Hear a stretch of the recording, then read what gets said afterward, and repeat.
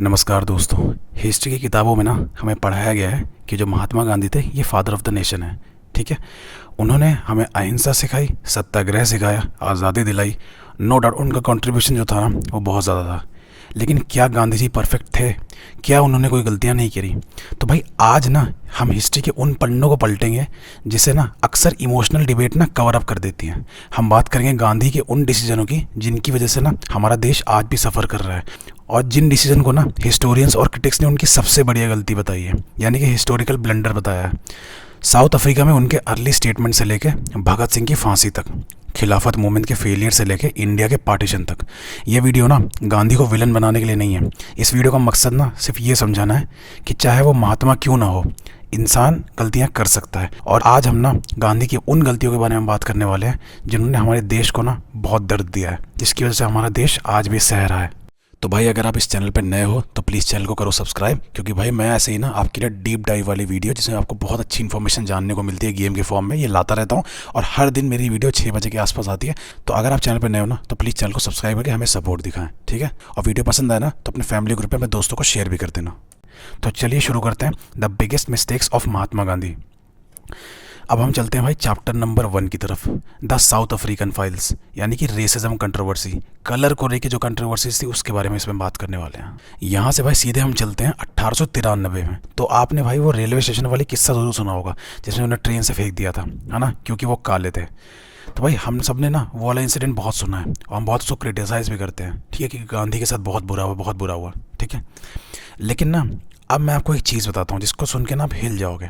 तो भाई उस वक्त ना जो गांधी की लड़ाई थी वो ह्यूमन राइट्स के लिए नहीं थी, बल्कि इंडियन राइट्स के लिए थी। अब शॉकिंग बात ना ये है कि भाई शुरुआती दिनों में ना गांधी ना ब्लैक अफ्रीकन को लेके काफ़ी प्रेजुडिस थे, यानी कि उनको बहुत नीचा कंसिडर करते थे, उनके बारे में बहुत उल्टी सीधी बातें बोलते थे। तो भाई अपनी कई राइटिंग्स में या अपनी कई किताबों में उन्होंने ना ब्लैक साउथ अफ्रीकन थे उनके लिए काफिर शब्द यूज़ किया।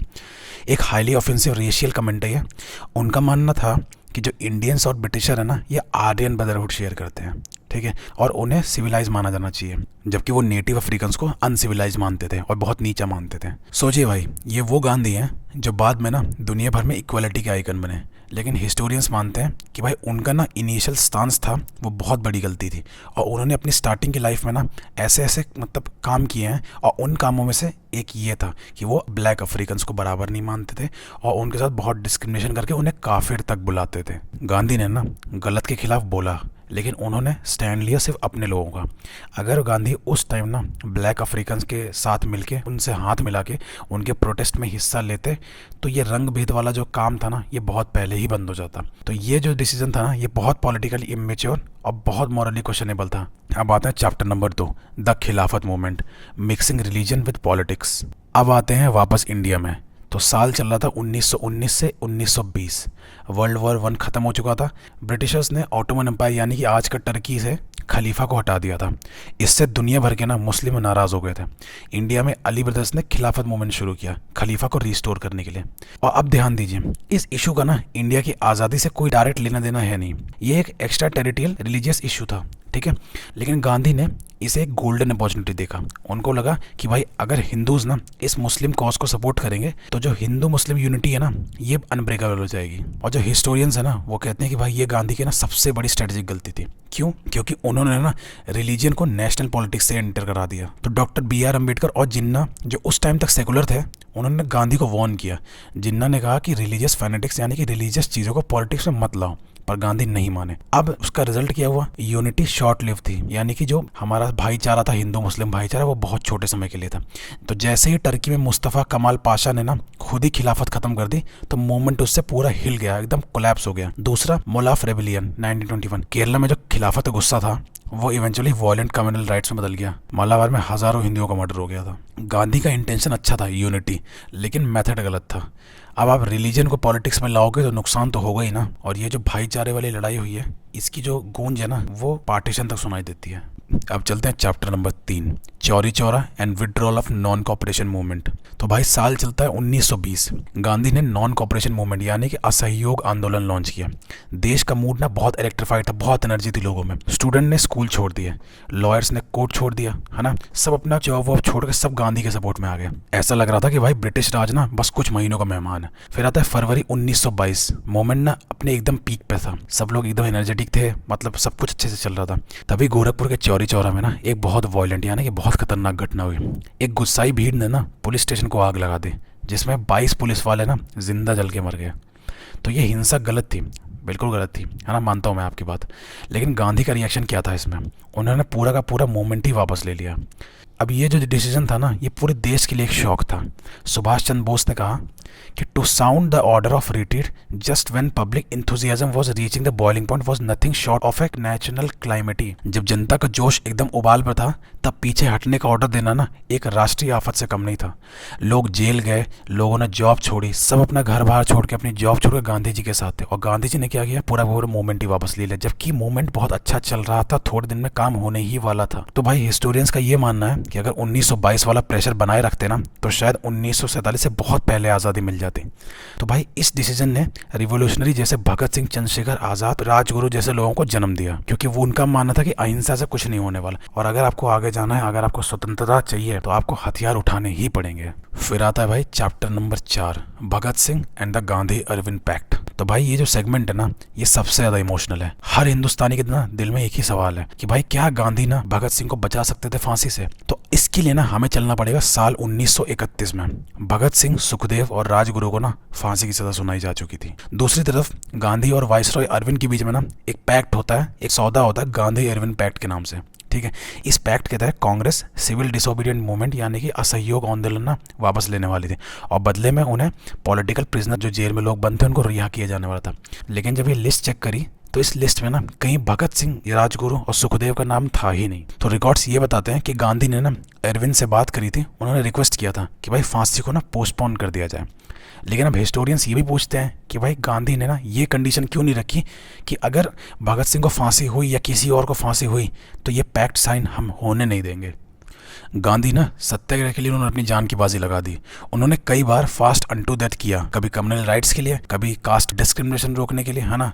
तो भगत सिंह के लिए उन्होंने फास्ट अनटू डेथ क्यों नहीं किया? तो भाई गांधी के सपोर्टर कहते हैं कि वो वायलेंस के अगेंस्ट थे, इसलिए वो प्रिंसिपल के खिलाफ नहीं जा सकते थे। लेकिन क्रिटिक्स ये कहते हैं कि ये प्रिंसिपल नहीं, ये पॉलिटिकल कन्वीनियंस था। तो उस टाइम ने भगत सिंह की जो पॉपुलैरिटी थी वो गांधी के बराबर हो गई थी, या कहें उनसे भी आगे हो गई थी। तो भाई गांधी को ना ये नहीं चाहिए था कि कोई उनसे आगे निकले कंपेयर टू पॉलिटिकल पावर में, ये पॉलिटिकल इमेज में। बहुत सारे हिस्टोरियन जैसे A.G. नूरानी और बाकी बहुत सारे स्कॉलर्स थे, इनका मानना ये था कि गांधी ने जो कोशिश करी थी ना वो हाफ हार्टेड करी थी, अच्छे टाइप से नहीं करी थी। या वो fast unto death Bhagat Singh वाले केस में करते तो बहुत सारी चीजें चेंज हो सकती थी और भगत सिंह की फांसी रुक सकती थी। अब चलते हैं chapter number 5, the caste question and Poona pact.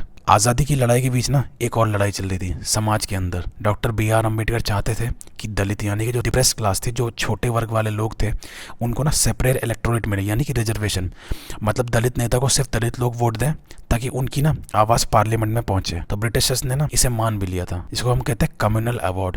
लेकिन गांधी ना इसके सख्त खिलाफ थे।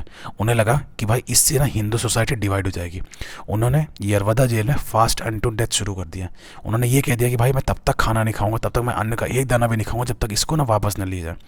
तो भाई अम्बेडकर पे ना बहुत प्रेशर आ गया था, अगर गांधी मर जाते तो पूरे देश में ना दलित के खिलाफ वायलेंस हो सकती थी। तो मजबूरन अम्बेडकर को झुकना पड़ा।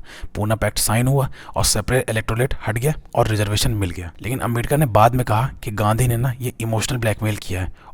लेकिन बहुत सारे हिस्टोरियंस इसमें आर्ग्यू करते हैं कि गांधी का ना जो अप्रोच था वो पैट्रोनाइजिंग था। वो ना दलित को हरिजन कहते हैं, हरिजन यानी कि भगवान के बच्चे, हरि के जन, ठीक है। लेकिन ना कास्ट सिस्टम यानी कि वर्ण व्यवस्था को वो पूरी तरह से ख़त्म कर सकते थे, तो उन्होंने ना सिर्फ उसको रिफॉर्म किया, यानी कि सिर्फ उसको थोड़ा सा बेटर किया, जबकि वो पूरी तरह से उसको ख़त्म कर सकते थे। अम्बेडकर चाहते थे कि कास्ट सिस्टम का खात्मा हो और गांधी चाहते थे कि कास्ट सिस्टम का सिर्फ रिफॉर्म हो, ठीक है। तो भाई आज भी ना कई जो दलित इंटेलेक्चुअल हैं, जो बड़े बड़े लोग हैं, तो उनका मानना है कि जो पूना पैक्ट साइन हुआ था इसने दलितों को ना बहुत पीछे कर दिया था। पहले से पीछे थे ही, उसमें भी और पीछे कर दिया था। अब चलते हैं chapter number 6, world war 2 and partition. Gandhi की फिलॉसफी का ना सबसे बड़ा टेस्ट हुआ वर्ल्ड वॉर 2 के दौरान। हिटलर ना ज्यूस को मार रहा था, यानी कि हिटलर यहूदियों को मार रहा था, और गांधी ने यहूदियों को सलाह क्या दी। उन्होंने हरिजन न्यूज़पेपर 1938 में लिखा, if I were a Jew and I were born in Germany then I would challenge him to shoot me और it would be essentially a victory of truth and non violence. यानी उन्होंने ना यहूदियों को ना collective suicide यानी कि non violent death करने की सलाह दी थी कि भाई तुम बिना लड़े मर जाओ, बचाओ ही मत अपने आप को। अगर तुम मर भी जाते हो तो या तो वो सच की जीत होगी या तो तुम्हारी मौत होगी। तो इस केस में उनके ऐसी सोच थी। तो पोस्ट वर्ल्ड वॉर में ना इस स्टेटमेंट को बहुत क्रिटिसाइज किया गया। तो आप एक ऐसे डिक्टेटर के सामने ना हृदय परिवर्तन की उम्मीद कर रहे थे जिसके पास दिल ही नहीं था। यहाँ ना गांधी की आइडियोलॉजी एकदम से डिस्कनेक्ट हो जाती है और कहीं से दूर दूर तक कनेक्ट नहीं करती। और फाइनली अब आते हैं पार्टीशन पे। गांधी ने कहा था कि भाई India will be divided over my dead body, लेकिन जब कांग्रेस वर्किंग कमेटी ने पार्टीशन का प्लान एक्सेप्ट किया, गांधी ने इंटरवीन किया ही नहीं, वो एकदम चुप हो गए। क्यों? क्योंकि अब उन्हें एहसास हो गया था कि अब उनकी आवाज़ ना कांग्रेस में कोई नहीं सुन रहा। नेहरू और पटेल पावर ट्रांसफ़र के लिए जल्दी में थे।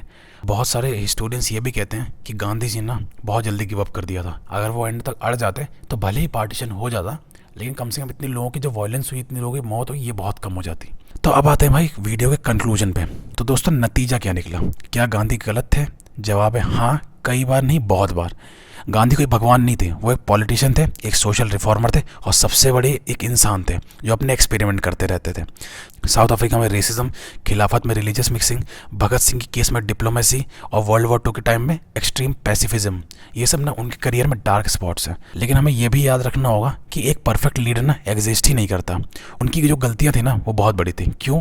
क्योंकि उनका स्टैचर बड़ा था, पर उनका जो कंट्रीब्यूशन था, जैसे कि एक मास मूवमेंट खड़ा करना, आम आदमी को डर से मुक्त करना, वो उतना ही बड़ा था। तो भाई हमें ना गांधी को पूछने की ज़रूरत नहीं है, पर उन्हें समझने की ज़रूरत ज़रूर है। उनकी अच्छाइयों से सीखें और उनकी गलतियों से भी सीखें ताकि हम वो गलतियां दोबारा ना करें। तो भाई आपका क्या मानना है? क्या भगत सिंह को बचाया जा सकता था? क्या खिलाफत मूवमेंट एक बहुत बड़ी गलती थी? तो भाई कमेंट्स में ना अपनी राय ज़रूर लिखो। तो भाई अगर आपको ये वीडियो बहुत पसंद आया हो तो प्लीज़ इसको लाइक करो, सब्सक्राइब करो, अपने दोस्तों में शेयर कर दो। और भाई मैं हूँ सरकारी गेमर और मैं मिलता हूँ आपको अगली वीडियो में। तो भाई तब तक के लिए बने रहिए और नए हो तो प्लीज़ चैनल को सब्सक्राइब कर देना, ठीक है? Thank you and love you all.